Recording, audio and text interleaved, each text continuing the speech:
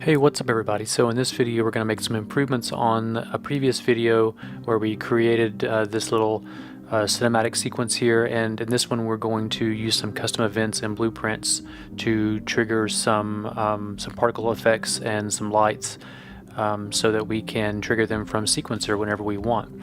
And I'll show you how to do that. It's pretty easy. Alright, so to get started, let's open up the blueprint for this capsule. It's already a static mesh that's been wrapped in a blueprint. This is how I already have it set up for the scene. I knew I was going to do something like this, so I went ahead and just wrapped it in a blueprint.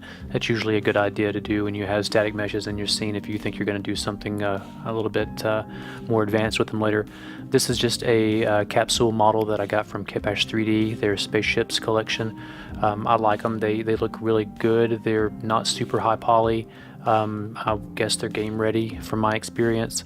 But anyway, on this one we are going to add a little bit of light and a Niagara effect so that we can simulate like an engine blasting a little bit, and then I'll add a sound effect either in post in DaVinci Resolve, or I may come back into this blueprint in the next video and I may spawn a sound at the location for that. I'm not really sure what I'm going to do just yet, but that's not going to be part of this video. We're just going to do the light and the Niagara particle effect for this video. Alright, so let's just add a simple point light here, and let's move it up into place so that we can see it. I'm not really sure this is actually supposed to be an engine, but we're going to use it as an engine. It looks like it could very well be. Let's see, let's make sure that it's movable, and then let's change the color a little bit. Let's make it kind of blue.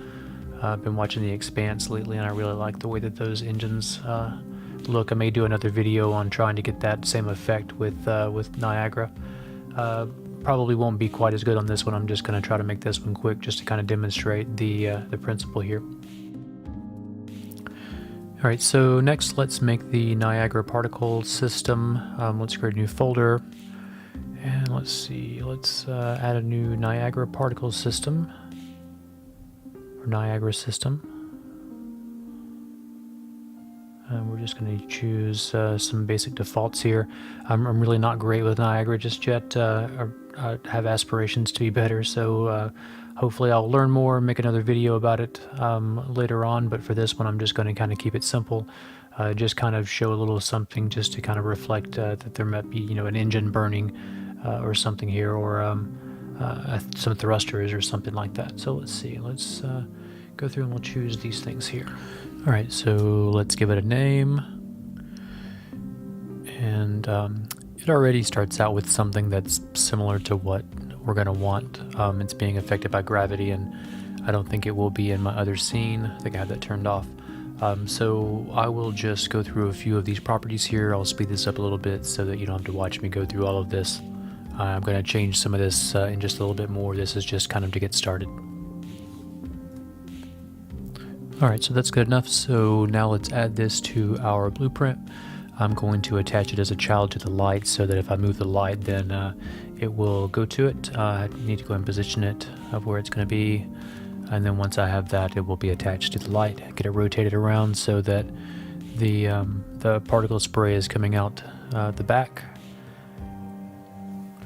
Alright, so let's check this out in the context of the scene. I think that looks pretty good. That looks kind of like an engine, so let's do a little bit more changing here on the particle. Make sure we've got this positioned right. You have to like move it each time that you want it to actually show there. So now let's get into the other part of the video, and that is actually triggering these through a custom event in the blueprint from the sequencer. So here's how you do that. Alright, so in your sequence, and we built this in a previous video, so I'll link that up above and in the description.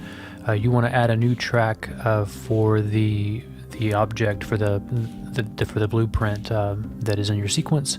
You want to add this event track, and you want to select a trigger right here. We're going to be triggering this custom event from this. So you go ahead and do this, and let's see, let's create this track.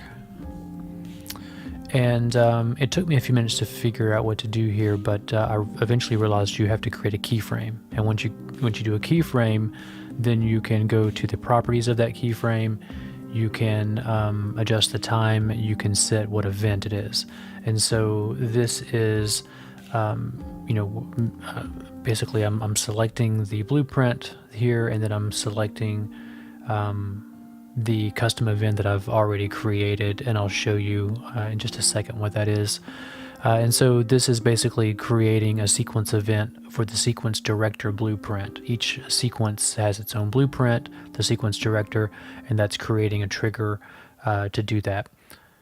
All right, so let's switch over to the blueprint for the capsule here, and we'll start with the construction script. We're going to set the intensity to 0 for the light to start with, so that it's only changed for the engine burst. And so this is the custom event here. It's called engine burst. And let's see, I'll pause here so you can see what this looks like. All right, so in this custom event for the engine boost, the first thing we're going to do is we're going to get a reference for the engine light. We are going to set the intensity of that light to, I think, 10,000 or so. That looks pretty good with our current camera settings. Then the next thing that we're going to do is we are going to get a reference for the engine blast Niagara system, and then we're going to activate that, and that basically just triggers it. And then we're going to have a fast 1-second delay, and then we're going to set the intensity of the light back to 0, and that is our engine burst.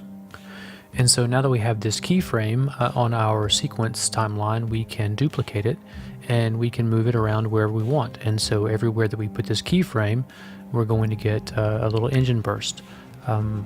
So this is a pretty easy way, once you've got it set up the first time, to add it. I even added it to where you're launching the capsule from the main ship in the previous scene.